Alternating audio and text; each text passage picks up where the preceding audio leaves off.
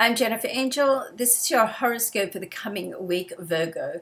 Now, there is an aspect at the start of the week with your ruling planet, which is Mercury, the planet of communication, and Saturn, which is the planet of business, common sense, sometimes limitations, but I always like to think of Saturn as if anything happens, what happens around Saturn is good foundations, so it's reality rather than fanciful fantasy. Okay, so it's not all bad. Everything has its other side, as we know.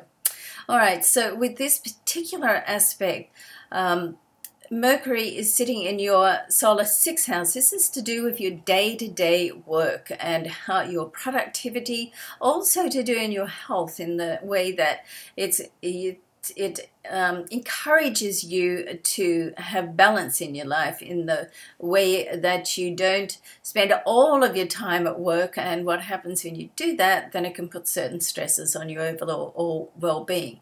So with Mercury retrograde in this area of your chart, you want to listen to what's going on with your body. Pay attention. Your body will tell you what's going on, whether it needs sleep, rest, or exercise, or whatever it needs. All you have to do is pay attention and listen to it. So you want to do that first thing over this time. Secondly, with the square that it has with Saturn is sitting in your third house. It covers short trips, creativity, media, publishing, communication, all of those areas. But I like to think of the third house also as one of the creative areas in the zodiac chart.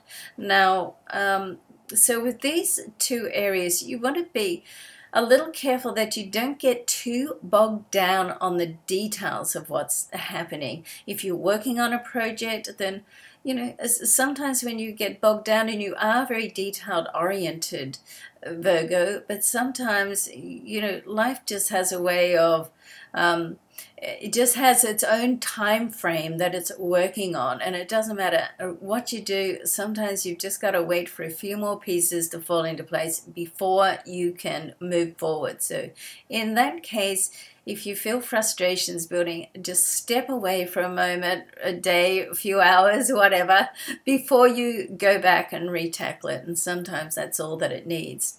All right, so the other area of your chart which is significant this week is the Sun is going to conjunct Neptune, going to be in the same area, its same degree or close to, and this is in your solar seventh house. So it's the area right opposite your chart, all to do with relationships. It's a beautiful aspect to do with relationships in the seventh house. It's very caring, sharing, romantic, and intuitive. So do try and put some time aside, if you're in a relationship, time aside to spend with your honey and just show them how much that you really do appreciate them.